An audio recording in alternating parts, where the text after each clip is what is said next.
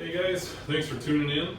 Today's video is going to be regarding applying high temp RTV silicone to our exhaust springs. The sled today happens to be a 2024 Catalyst 600. Here's the close-up of what I pick up. Just Napa brand, high temp RTV silicone, not very expensive. They've got it in all their gasket slash sealant aisle. Anyway, using this stuff for quite a few years now and love it. So next shot, we'll dig in. All right guys, so probably what I'll do here now is maybe just a little tutorial of how the panels and whatnot come off. We'll speed it up, but yeah, we'll dive in.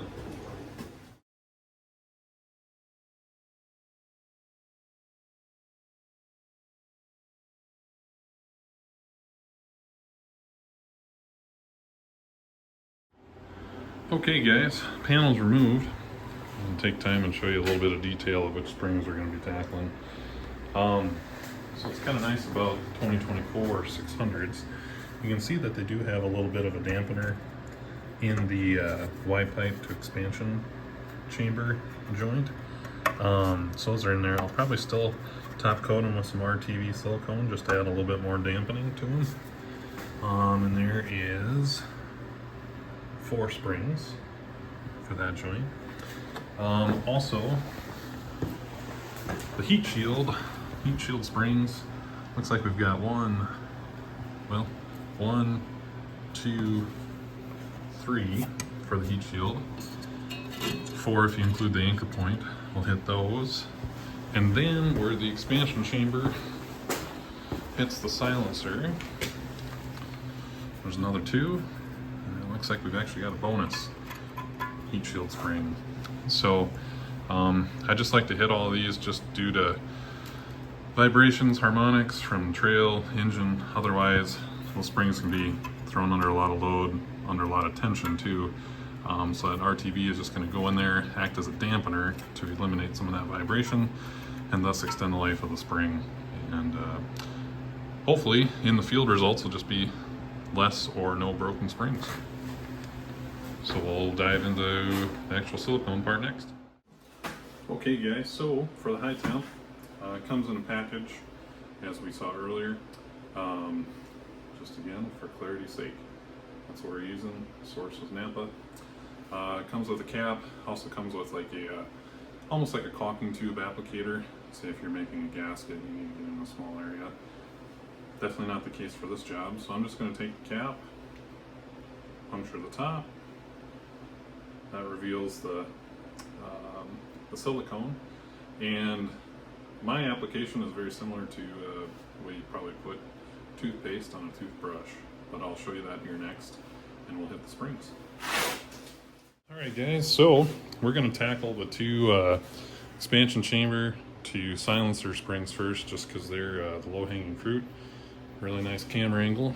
So we'll take our tube, and basically what I'm trying to do is wedge silicone in between each coil of the spring, and then also have some on top of the spring coils too. Basically I want a lot of meat in that sandwich. Just in my mind it just means more dampening. So I'm putting pressure on this thing, squeezing the tube, trying to get that silicone in between the coils while also leaving a trail on top. To me this process reminds me a lot about like if I'm welding something, almost like leaving a welding bead behind. And then you finish off at the bottom. Try not to get it everywhere. So that's 1 bead. Second bead, put right here as well. Again, trying to get silicone in between the coils, but also leaving a nice fat chunk on top, just to get that deadening quality. So those 2 are complete. And of course this is going to be sticky for a while, so we're going to let it cure in our heated garage here for a few hours. Next up I'll get this guy.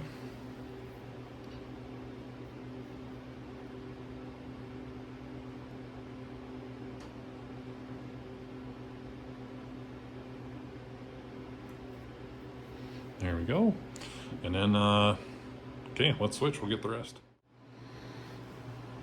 All right, so now we're tackling the Y pipe to expansion chamber joint.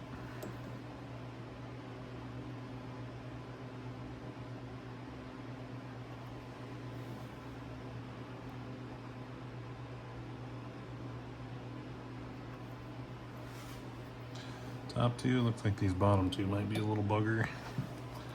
We'll get them though.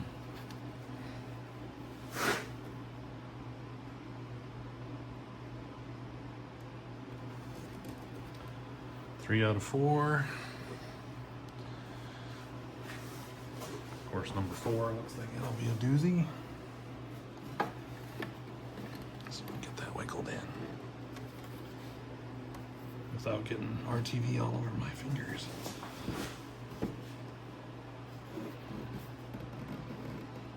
Well, got one smudge spot in there. All right. Let's take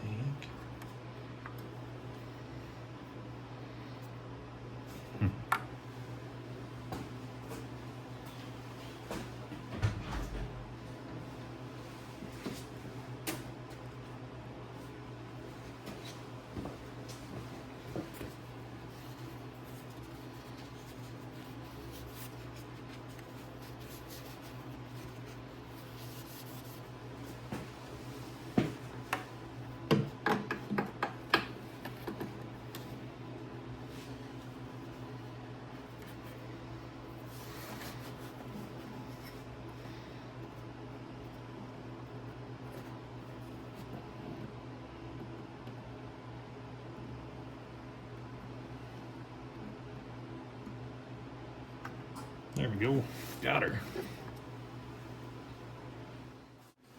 Okay guys, so we got basically all the critical ones done. Now we're just going to finish up on the heat shield and the other anchoring points on the expansion chamber.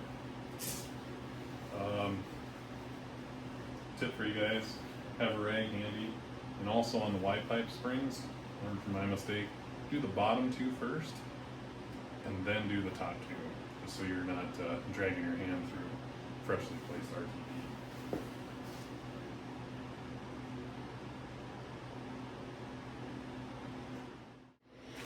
Alright guys, so we'll do a little detail, just so you guys can see finished product a little better. So that's what those beads kind of look like, a little bit more close up.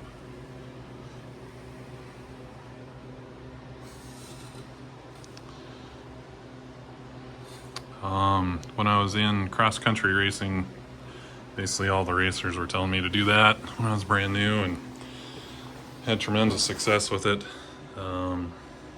Several thousand miles racing and not a single broken spring. So can attest that it works. And now I just have a habit of doing it on all my sleds. The ones I work on and the personal ones. And then that way you can say we did all that we could do to prevent something from happening out in the field. Okay guys, that concludes the video for the RTV silicone for the catalyst springs. This machine has about 8 miles on it, so I'm going to be going through and just kind of giving it a once over. Curious what you guys do for your pre-ride checklist / brand new machine checklist. I'm just kind of going to go through and do what I know as far as once overs on it. So I'm really curious what you guys do. Be cool to know everyone else's little tips and tricks. So if you got anything for me, just shoot me a message, shoot me a comment, and yeah, it'll be fun to see how the rest of the catalyst plays out here. Super excited to have it in the garage, and got about 8 miles on it, and so far those 8 miles are all smiles, and getting ready for a trip next week with it, so I'll be able to add a little bit more mileage to that. But anyway, again, as always, thanks for tuning in, and we'll see you guys later.